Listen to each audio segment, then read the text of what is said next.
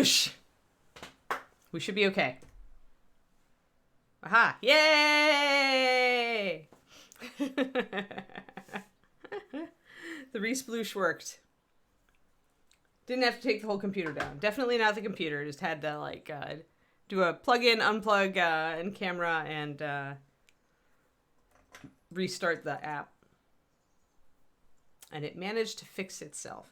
But this is my my technological life giving me notice that I may need to buy a new camera. So I'm gonna start looking around. You hear that, camera? You're gonna get replaced unless you behave. Alrighty, we need browns. Browns. That's right. I think we were working with wood stain or wood shield brown and russet, from what I remember, with some off-white and some brown liner. So let's find those colors.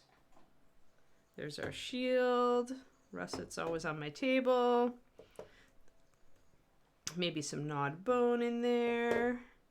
But bleached linen. You just want some nice colors. I don't want to go too red with the floor. I don't know if I remember if I talked to you guys about this before, but I don't want to go with a reddish brown for the floor because there's already red on this model. Never go with reddish browns when you're already painting with reds. It's going to clash. It's essentially just going to fight because they're just too close. Either that or your floor just gets buried or your red starts looking weird. It just doesn't interact well. So always go with more of a neutral brown or a more yellowy brown, something that is going to be different. In this case, we're doing both. We're working with more yellowy browns, and they're both pretty good neutrals too. And we have our gnawed bone in case we need to do highlights with that. All right. Yeah, everything was misbehaving this morning. The world knows it's Friday, and it just does not care. It does not. Let's see here. I respect that, world. I respect that. Where did my brown liner go? Oh, noes. Oh, noes, brown liner. You can't abandon me.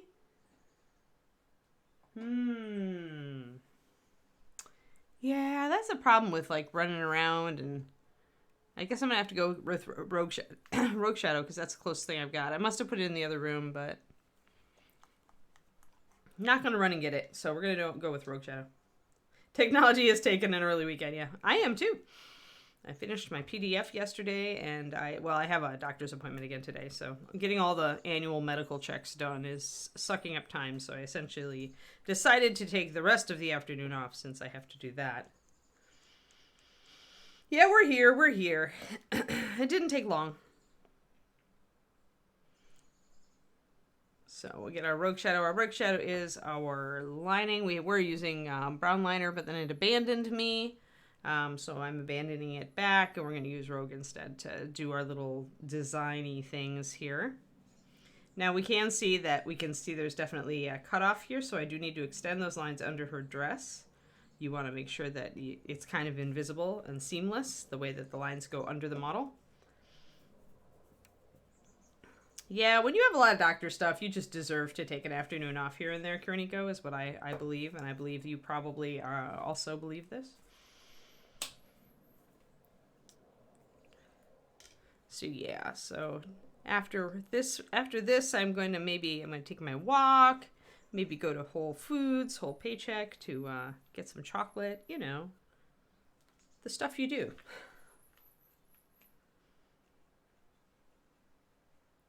Twisted Oh My, I never do pup dates till later in the day, but I don't think I have a pup date today. Later on, like I mentioned before, the puppies are so much work at this point that it's really hard to like find time between like cleaning and doing the socialization exercises to snap a few pics. We have already passed through the time of the puppy development cycle where pictures are abundant between 2 and 6 weeks or so. After that, the little devils are everywhere. And you have a lot to do. Like now Bridget has to get insurance together for the puppies. She has to put together all of her puppy packets. She's still trying to find homes for 2 of the puppies. So she's been doing hour-long interviews over Skype and Zoom. So yeah, no pup date today, I don't think. Like she's just telling me about her interviewing people for the litter. I'll check Facebook just to see, but I think it's probable.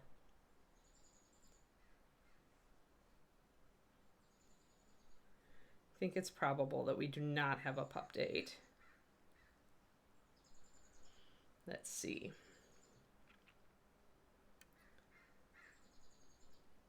We have a tiny. Yeah, mostly she's talking about like, we do have, okay, we have a couple of pup dates.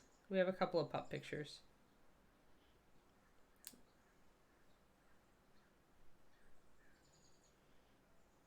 There we go. All right.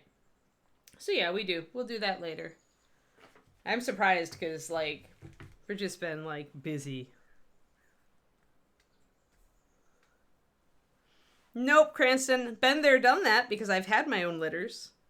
Believe me, I'm the breeder who doesn't like I tear up maybe a little when the puppies go, but in general, I'm the breeder who's like, awesome, get to your new homes. I think that this is weird, but I think that painting miniatures and selling them actually mentally prepared me for this, like, for that sort of moment where my puppies were ready to go to their new homes. Because it's like your miniature is your puppy. And you just, yeah, like, you just get into the mode where this is not mine. Where you, from the beginning, you know it's not yours. And so you just don't get attached to it. Like, it's just a choice. And so I have always been very good with that choice.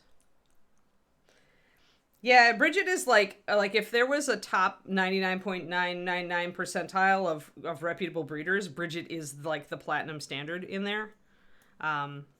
One of the reasons I'm very happy that I went with her. Even in our organization, where all of our Shiloh breeders are very diligent breeders, and we all do, you know, a measure of the work, like with all that early socialization and stuff. There's some things that 100% of us do, but Bridget has really gone above and beyond with this litter to make them as bulletproof as possible. And now all the work will be on her puppy people. But yeah, very conscientious. Very, very conscientious. Now, on the other side, one thing I learned when I was when I had Kiri's pups is that not all puppy people want that. Which seems weird to me, but it's true. Like, they just want to walk in, say, I want that one, and walk out and don't really, like, even, maybe they're just kind of oblivious and don't even understand, like, how important early socialization is, or they just don't care. Like, I did run into those people. But in general, I would rather have the breeder that is doing a lot of work, giving my puppy a great start. Then if the puppy is screwed up after that, it's all me. It is, but it's like I don't know. I even had a friend who was like interested in one of my puppies, and I'm like, yeah, you know, well, I'm gonna follow up. I'll be there to support you. You know, if you have any questions at all while the puppy is being raised, you know, like, I am there. I've had a lot of experience with this breed. He's like, I don't want any of that, and I'm just like, eyebrow, you know. Good. But he was just like, no, I don't want anybody. Once the puppy's mine, it's mine, and I don't want any interference. And I'm like, all right. And I was thinking, yeah, you're never getting one of my puppies. Not ever.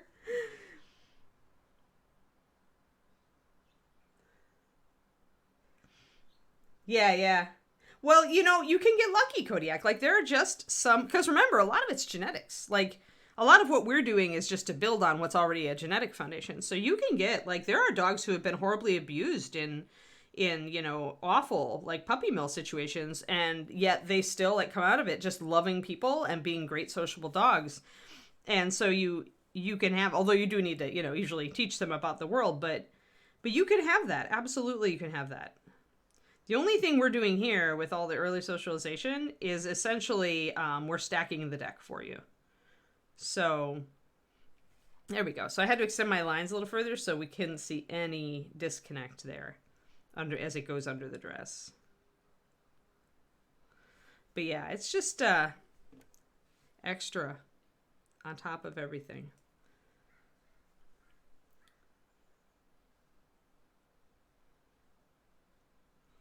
There we go.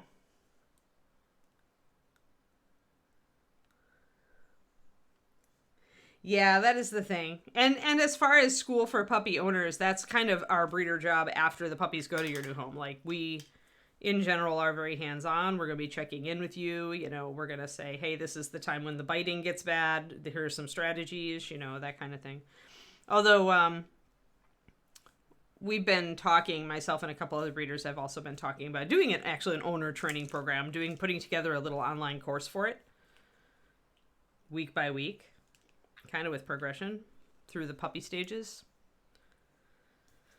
All right, I'm going to thin down some russet brown and shield brown. It's 1 drop of each. I've dropped a drop of water in, and I'm going to want another one. This is this nice warm glaze that I'm going to be using over a lot of this.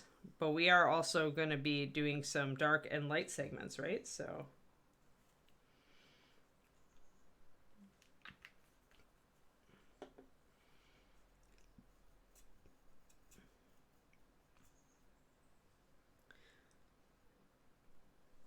but yeah, I think the most important things with all dogs is just to come to them like where they are, like, you know, try to understand the dog in front of you and what makes them tick.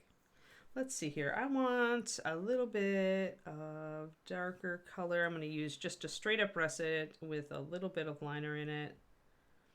I'm just mixing up some nice brown colors here so that we can play around. Hey, thanks for the bit cheer, Grammy. Nice to meet you. But yeah, generally,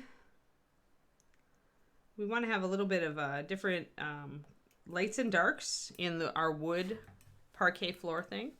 So just to go back to our reference photo here, let me grab that and pull it up.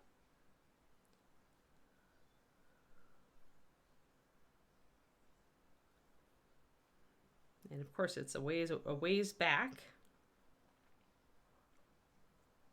Whoa, photos. What did you do to me? Usually you start at the end, instead you started at the beginning. Where's our floor? Man, it's been a while since we did our floor. There we go. This is our floor pattern that we're doing. So there are some slightly darker panels. There are some slightly lighter. There are different wood grains, right? So there's a little bit, you can see more of a wood grain here. And there's more of a big, thick wood grain there. A lot of this subtle stuff, this model's too small to do. But we do have lighter and darker panels, and that's what we are doing on the floor here, is we're trying to kind of alternate and put in some darker streaks and stuff like that. So this is my russet brown mix. I'm going to put just a little bit of liner in it to darken it down. And then we'll use that for some of our grain.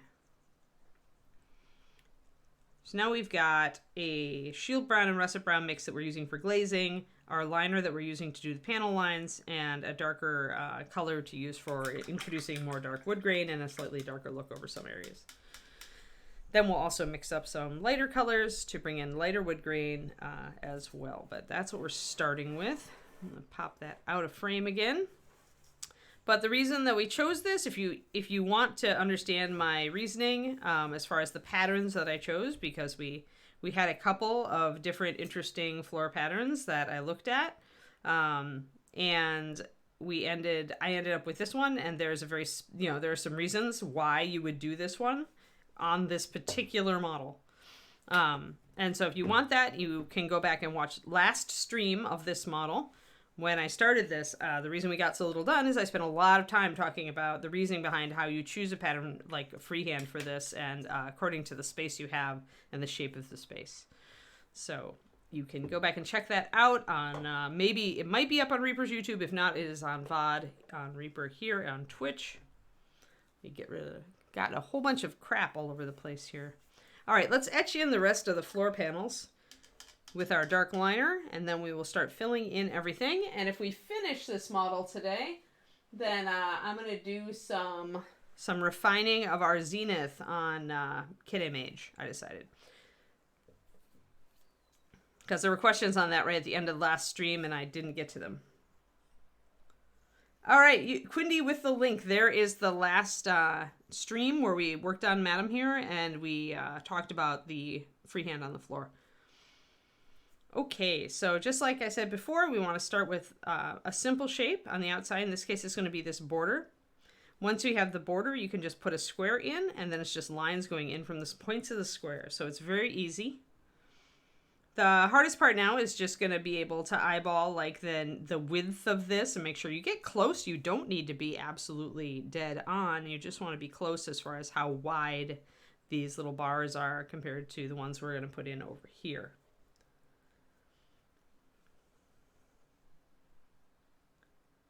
Yeah, and I think it was you, Kodiak, who asked if I would spray on the Zenith or if I would paint it on. The answer is both. I have sprayed on the Zenith on this cat right now. This is just the spray, but it's very speckly and it is also really lightweight because I didn't want to overdo it. So I will be using white paint to refine, and white and black paint actually, or white and liner to refine this Zenithal and make it pop and pick out the details a bit more.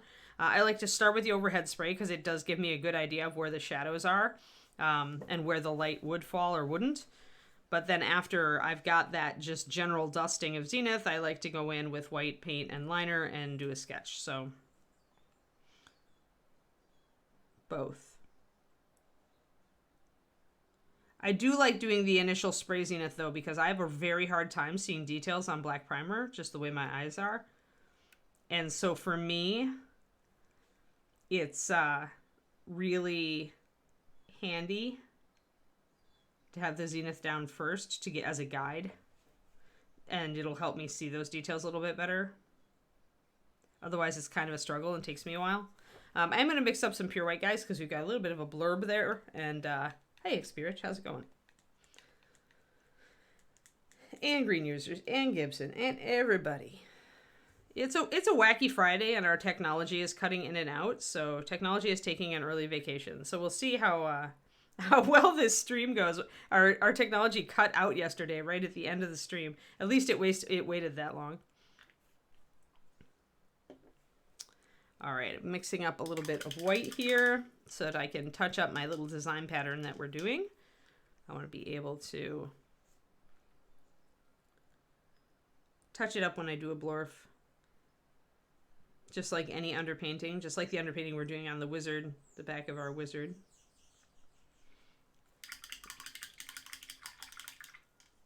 Yes, the technology is tired. I'm tired too. This is my last week without a puppy, guys. Like, this weekend is my last free weekend without puppy.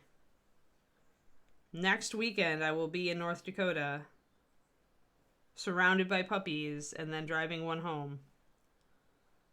I think we're prepared, though, right now. We're as prepared as we're going to get before the puppy hits. Like, it's like, am I prepared for the disaster? I think I am. Oh, wait, now the disaster is here, and I realize I need more things.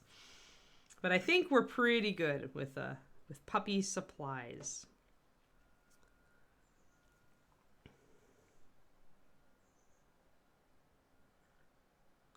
So now we want to put just a little box in. You can already see that on this side of the model, we don't have as much room as we did over here.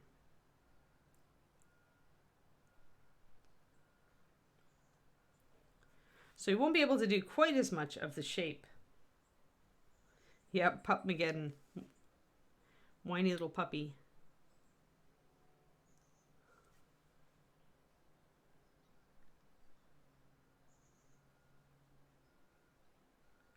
Tiny and whiny.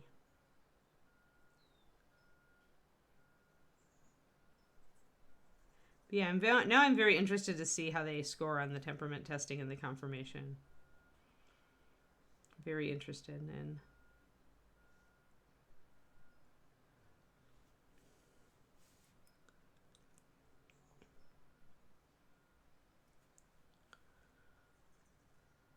Like, raising puppies is like character creation. Watching them, like, develop from little dark blobs and get their colors and their personalities and everything. And then I joke that, like, the litter evaluation is your first D&D session where you see, like, you see how what you built actually functions. Yes, North Puppy Coda. And I will be probably posting up a few pictures in my Discord and on Facebook from the puppy road trip of doom.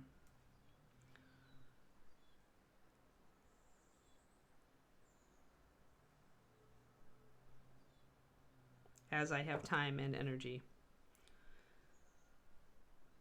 But I'm actually hoping, depending on how we feel and like how long it takes us to hit the road in the morning, I'm actually thinking we're going to drive through part of Yellowstone on the way back because I'm driving right past freaking Yellowstone National Park.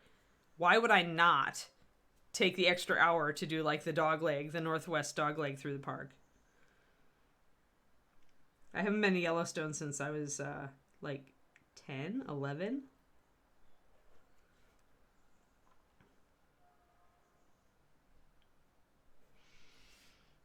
So what do we do? Square?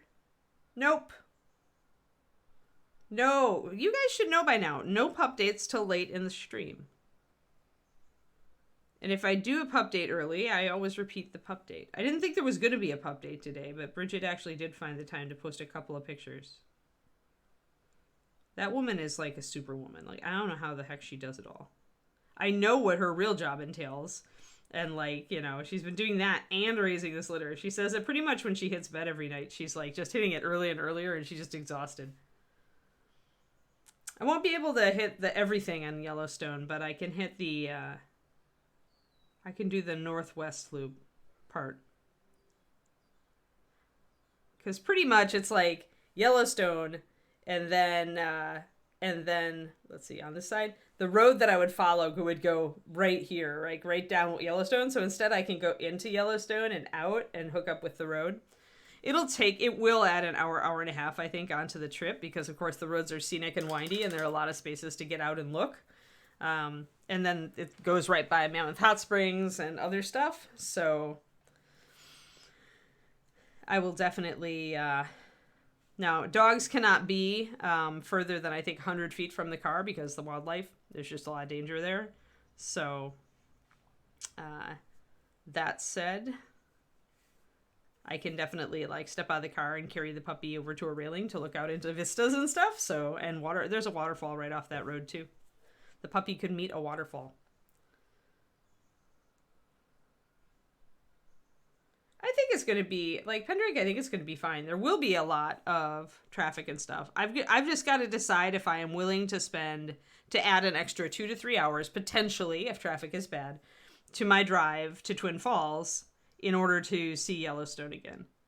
And since natural beauty is like a huge priority in my life, the answer is probably yes. I think I would regret it if I didn't at least drive through a little bit of Yellowstone.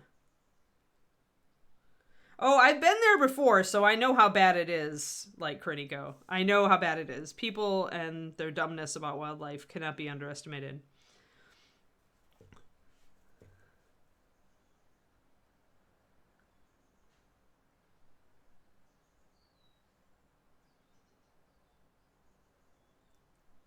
Okay, I'm going to make this line just a little more solid, a little more thick. Remember, it doesn't need to be perfect. It just needs to be like, you know, you can see how that's developing now around here. Yeah, Darwinism in action. Yep. Yeah, I mean, there are wolves, there are bears, there are giant elk who will definitely get grumpy at you. Same with moose. Moose are terrible, terrifying things.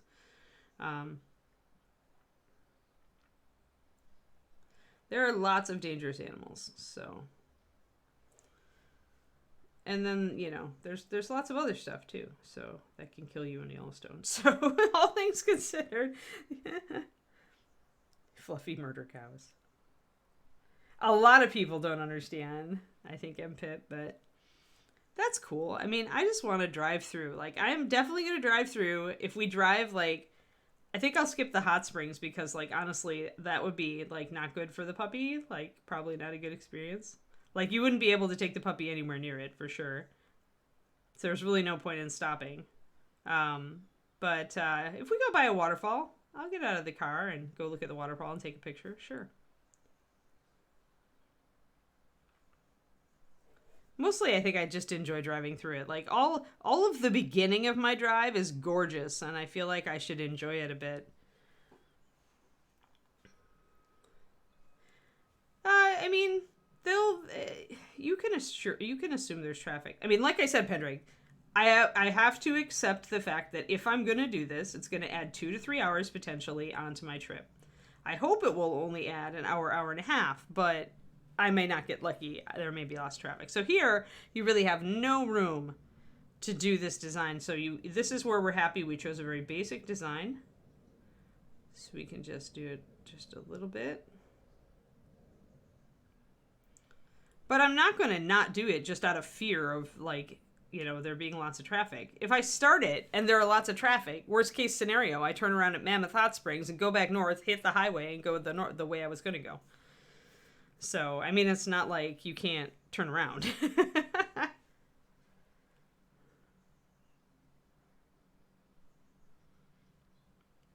But yeah, I am somebody who's either just going to make the decision and acknowledge that it might get me into my Target hotel that night quite late. Or I'll do part of it, and if it seems like it's really clogged up, I'll just turn around. Like, it's okay. The Forest Service has a website to tell you when roads are closed, but the Yellowstone Ranger Service does, but I don't think they really, I mean, they assume that you know if you're coming to Yellowstone in the summer, especially at the end of August where everything is open, all the roads are open, you can do the whole loop, then you should expect traffic.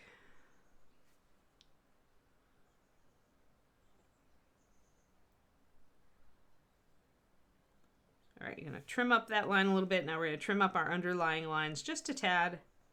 If there are any wobbly lines that I want to even out, I can do that with coming in with my white. Kind of narrow out the lines, make them a little straighter.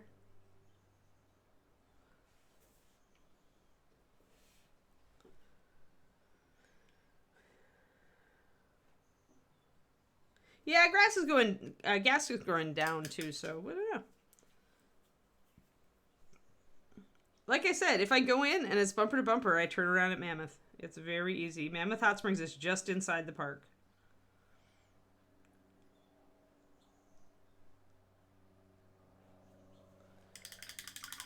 But I won't be anywhere near some of the more popular destinations like Old Faithful, so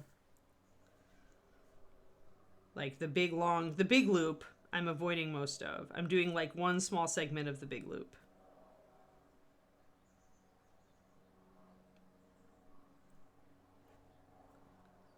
But yeah. It'll be pretty early in the day when we hit Yellowstone, so we'll see.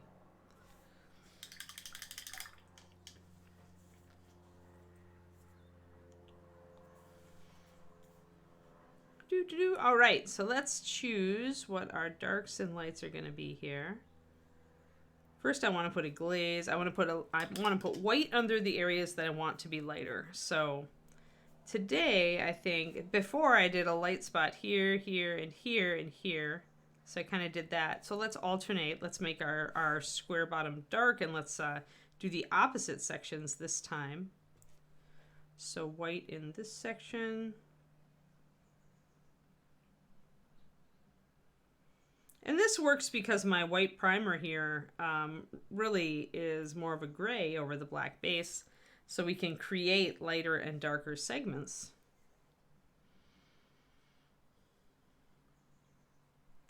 It was closed like last year, I think, for a while. And many of the roads are closed most of the year. Like the ones that are really alpine. Everything like is still like too treacherous. Like there's some roads that are really only open like summer through early fall. Is what I was reading the other day on the Ranger Park Service site. All right, so we're getting the white, the white, the white. We'll just do that. So we've got some alternating lighter and darker spots.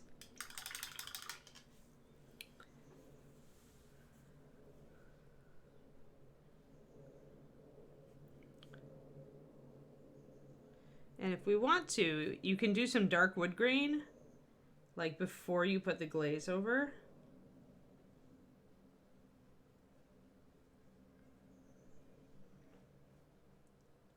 Remember that the wood grain doesn't always show, especially not at this scale. That can create more of a pattern.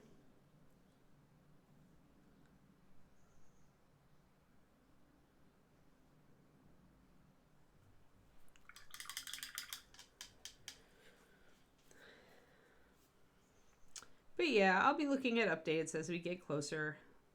Make my decision. I'd just like to see the park again. Gonna paint this brown right over the top of everything now.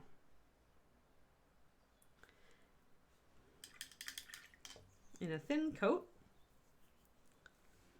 Got a little area to touch up over here. Now we let it dry. You can see that I used a much heavier paint this time. I didn't thin it as much. And so it is, it's much darker than it is over here. So I'm probably going to repeat that over there because I like this darker color. It's one of the things I wanted to adjust on the other panels. It also minimizes the geometrics. See, it takes the dark parts a little bit more down because the glaze is lightening up the dark lines as well as darkening down other things. So I'm going to actually take a bit of this over to a new well and I'm going to thin it just a little bit more since I already have a layer of brown down on this part. And I'm going to just paint that right over the top just like I did right next door.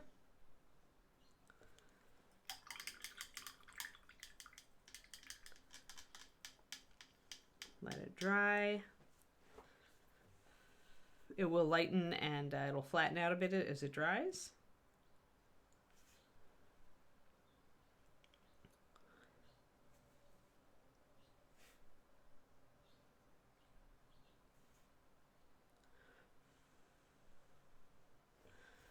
And we will go over here. Remember, we want to underpaint some of our sections. So a little bit of white.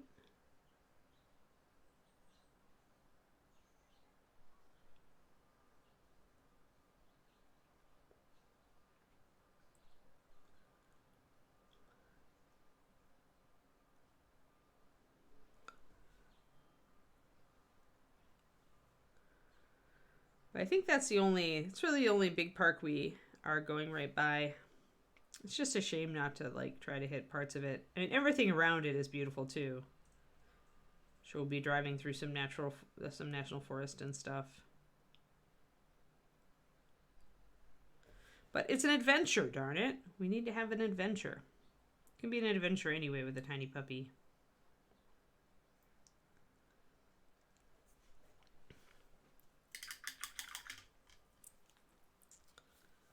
Alrighty. So these front ones are looking pretty okay. I can put a little more dark into this one, I think.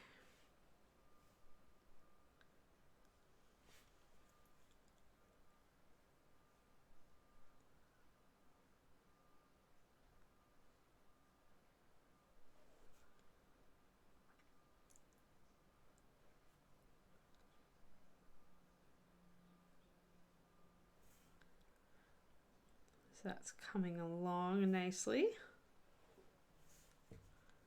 Now let's glaze this back part.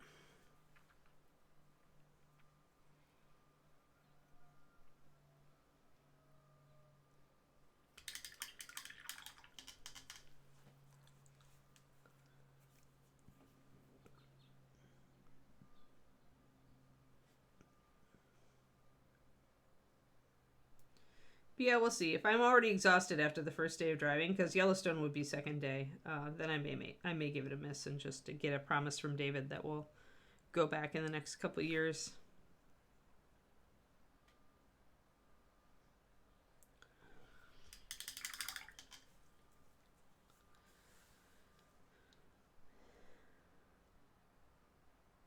There's so many beautiful national parks out west that I'd like to see. I think Arches in Utah is one of the ones I'd always wanted to see. How about you guys? What national parks have you always wanted to see? Or do you have any? If you don't have any, that's cool. You don't have to be part of the We Love National Parks Club.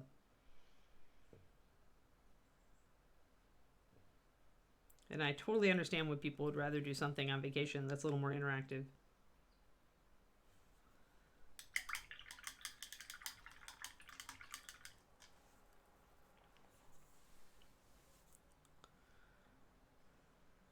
All right, so glaze, glaze, glaze. And once we've got all this in, we're going to go back, kind of touch it up, put in a bit more grain, kind of accentuate some of our lights and darks. It's coming along really well though.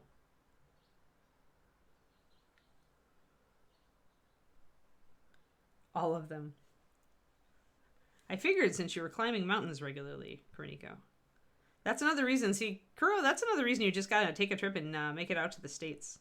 Like, I think from ReaperCon, and I don't know how hard on you driving is, so maybe you would have to do a couple of flights in country.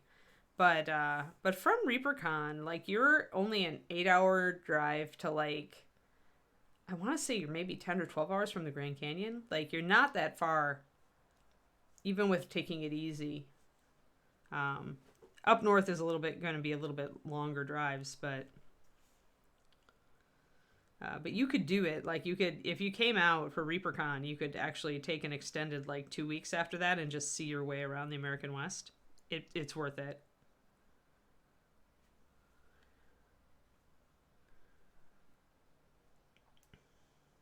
All right, so let's see. We've got a dark, this needs to be a dark square then. So I'm going to block in these guys real light so that they show up. And I'm actually going to do 2 light panels out here, I think.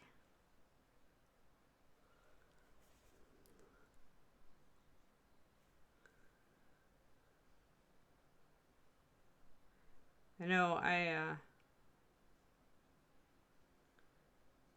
you're close to an awful lot. Yeah, when you, like, Texas is very, it's west, but it's central west, and it's like a really good jumping off point for some of that stuff if you like road tripping. And even if you don't, Dallas is a major hub airport, so you can always fly to a different state and just sightsee around. Like, so many of them have multiple national parks that are gorgeous.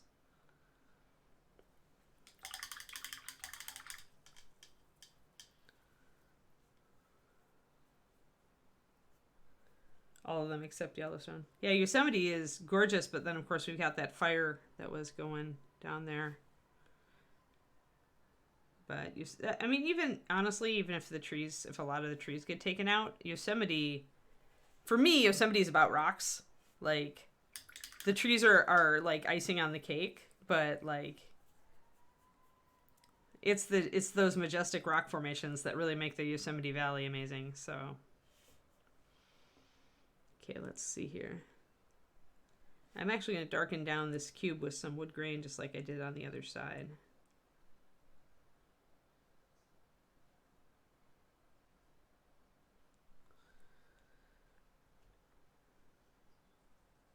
Oh, I see. Yep. Yeah, mega volcano. I get it.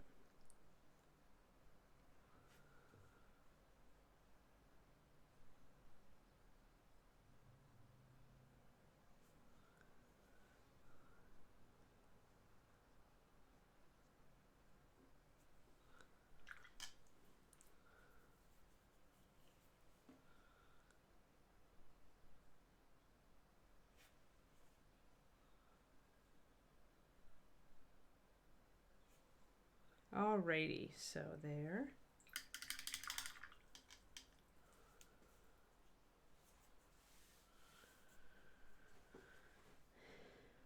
If you go to Yosemite, I recommend going in the wintertime. Far less people, and it's just as beautiful.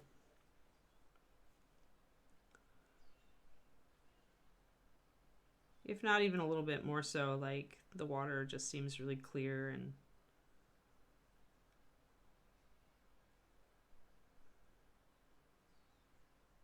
we went in the winter precisely because it was less crowded. All right, we've got our patterns blocked in, guys. Look at that. Now we're going to do some more detailing.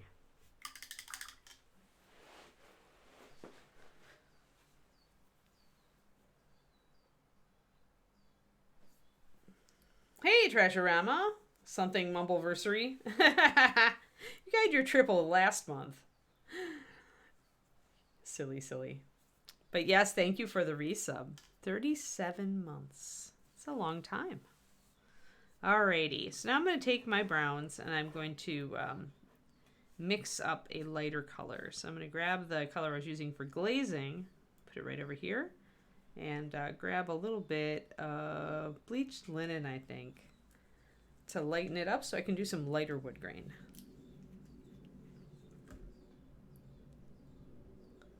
I'll lighten it way up first, and then I can always take it down a little bit more. Ah, yeah, how was Gen Con? Just as huge and crazy as ever?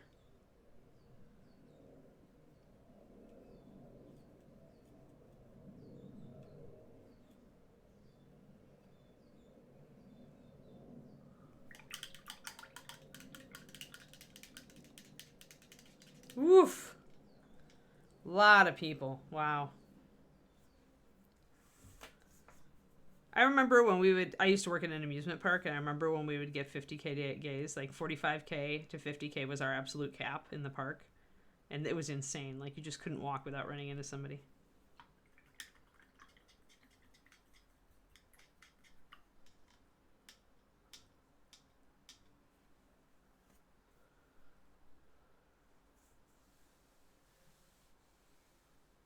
Yeah. Yep.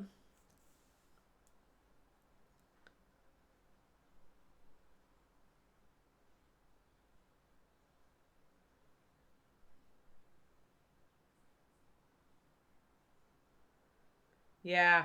50. I bet 50th was crazy. Yes, DFW, Kodiak. Dallas Fort Worth is the airport you usually want to come into for ReaperCon.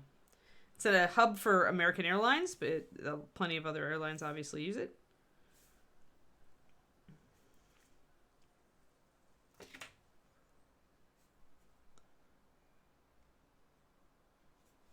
But yeah, DFW is the airport. It's about ReaperCon is about 30 minutes north of DFW.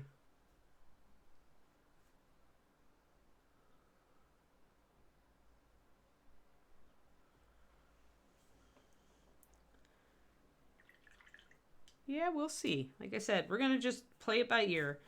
Usually I like to plan everything, but in this case my plan is, I kind of feel like doing this, so I'll read up about it and see how bad it is, and then we'll either do it or we won't.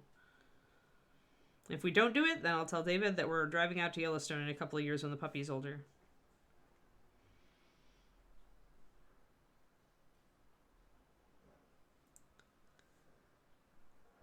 Love Field, though. Love Field is going to add minutes and annoying traffic onto your route. Highly recommend DFW.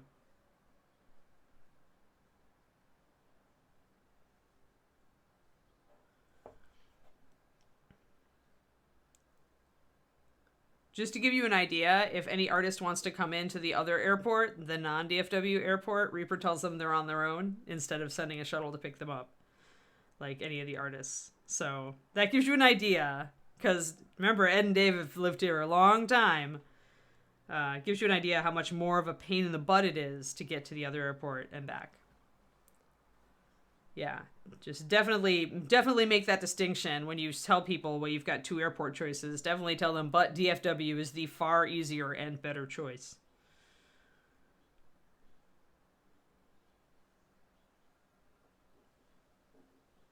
You may be able to get slightly cheaper flights going in to the other airport, but it will be more of a beast.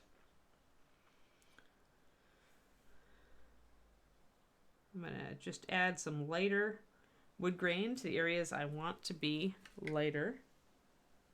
So you can see that I'm just adding in little bits. Remember that you can't go like hyper detail with this. Like at this scale, you wouldn't really see anything that was super fine.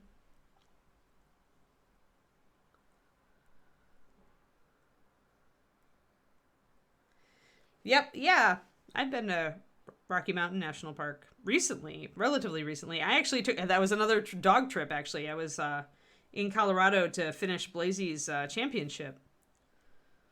And the Sunday morning of the second day of shows, I just decided, screw it. I'm going to drive up to Rocky Mountain, even if I miss the first show. Just decided to give it a miss, and we drove up to the park and we walked around a little bit where we were allowed to walk around with a doglet.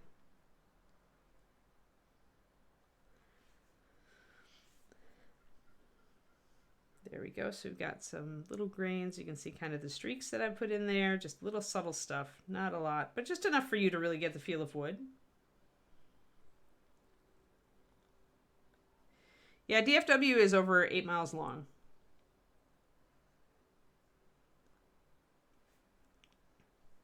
Like, there is space in North Texas, and they took advantage of all of it. 5 terminals that are all widely spaced from each other.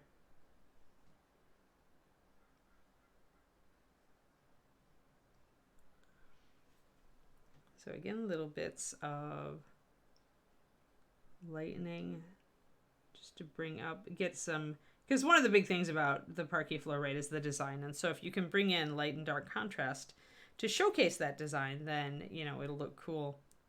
I lost some of my darks over here, so I'll have to go back and put those in.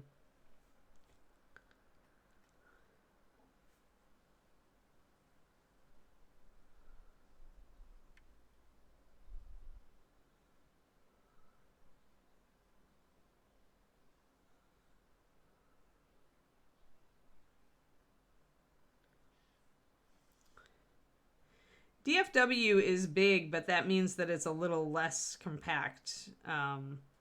Remember that the more space you have in the airport, the more people are spread out in it. It's not huge because it's packing people into the gills necessarily. I don't think DFW is as packed as, like, I recently went through Phoenix, and Phoenix was a lot closer people, like a lot more people packed into it. It's a much smaller airport.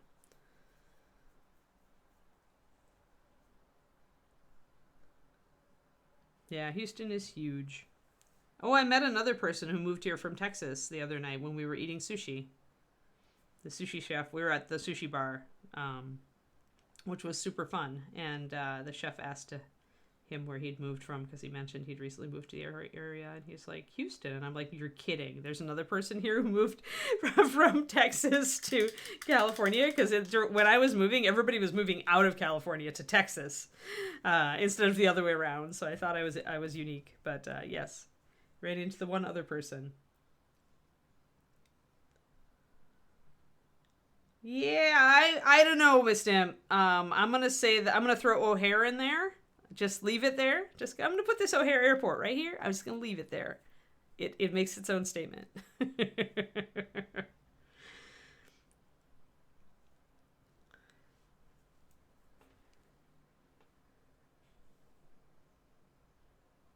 Atlanta is also not a gem, but oh my god, O'Hare. Like, the airport has not been redesigned since I was 5. It's been a lot of decades, and it is so long in the tooth, and it feels so old.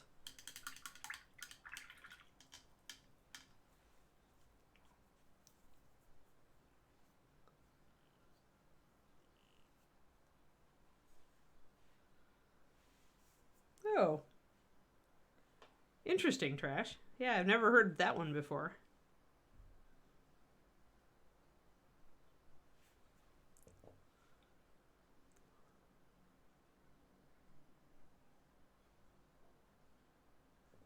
All right, so I'm going to take some darker wood grain and darken down the parts here that I've inadvertently made lighter. So you don't need to paint something dark to make it dark. You can just add a little bit of wood grain and get more variance. Like so.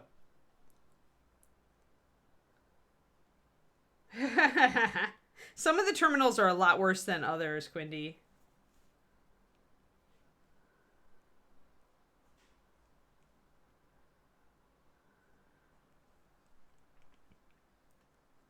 Like the newer, like sometimes the newer terminals I actually liked worse. Like I didn't like as much at the DFW when they started the redesign, and I was like, where the heck do I go again? I hated everything about that airport. Yeah, well.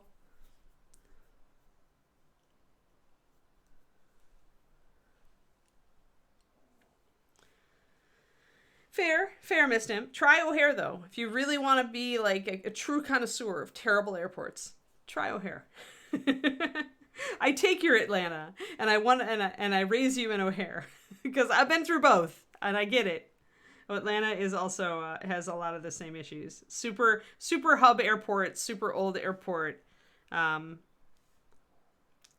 Like, I admit that even, like, if I have my choice, I fly out here out of San Jose, out of our tiny little airport, instead of San Francisco. Like, San Jose airport is so nice. I mean, it's little, and your food choices are limited, to say the least. But it still has a bookstore, and the seats are so comfy. Oh my gosh, like, they prioritize comfy seats of anything for an airport to do. Like, seriously, comfy seats. Yeah, San Jose airport is wonderful.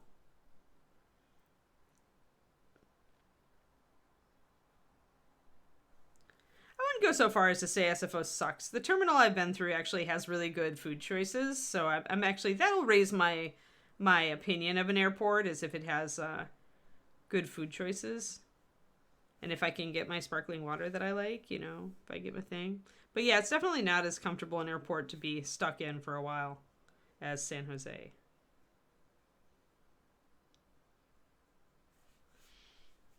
All right, so I'm going through, I'm just adding some wood grain here and there. We forgot to fix our field of focus. One second. Fix field focus. It's because I had to restart the camera. There we go. Now we have fixed field focus.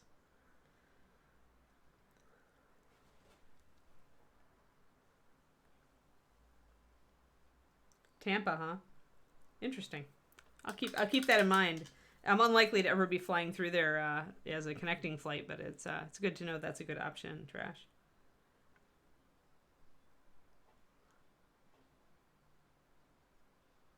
That's what my dad said. Like, if my dad always said if he won the lottery, he would go and retire to Monterey. Monterey and Carmel are gorgeous. That's why we go down there. We go down there to look at art at least a few times a year.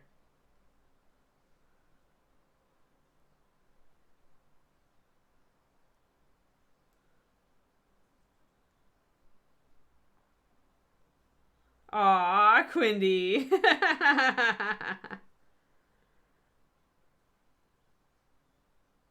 That's cute.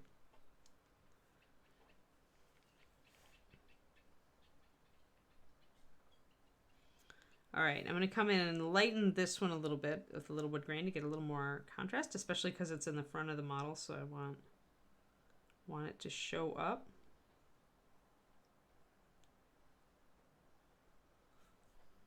Just a little bit of streaks lightens that area.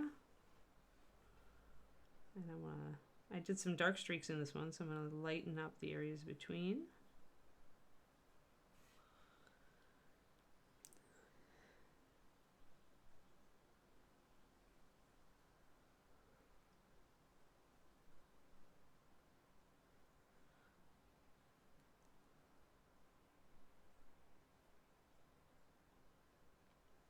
Oh, that's funny, Cornico.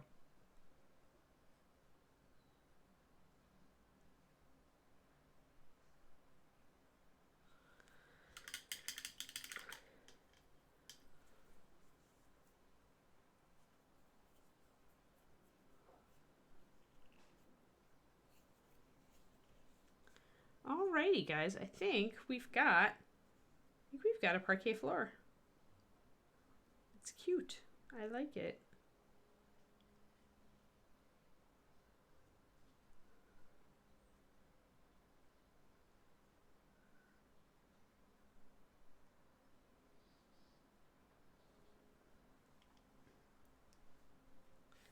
Yeah, so she's got a fancy little floor and her fancy dress and her fancy everything. It's a way that when you've got minimal room for basing, it's a way you can utilize that room still in an interesting way. This is definitely not a character that you would put gravel and grass on the base, you know. She definitely belongs in like a ballroom floor. So that is where we are, and there we go, guys. We are totally finished with this mini.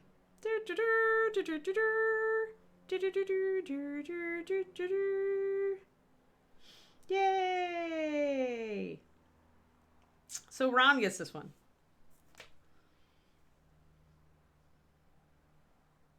I need to rock her off of her base. Goop. That's a lot of goop. That's okay though. We can fix this goop. I also need to put a layer of sealer on her, but I'm going to do that. I'm going to do this first. Then I'm going to do any touch-ups I need to do. This is very goopy sticky tack. So, but the best method for taking sticky tack off of a base is sticky tack. Yeah, I'll do brush on trash. I used to use Tester's Dull Coat, but since it's gone. I like the brush on sealer, honestly, a little bit better. I only use it on metal models. And this is a very heavy metal model, and I think she does need it. Yep, Karniko.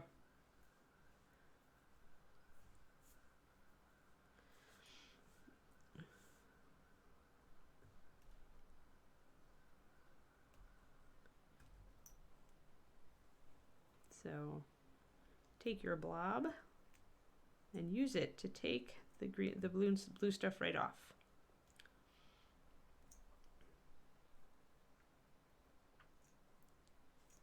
Sometimes you'll have to try a little harder to get stuff out of cracks like this, but it'll come eventually.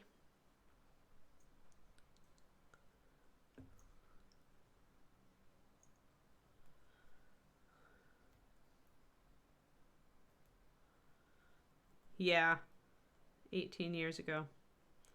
Yep, I have minis that I've had sitting around since then.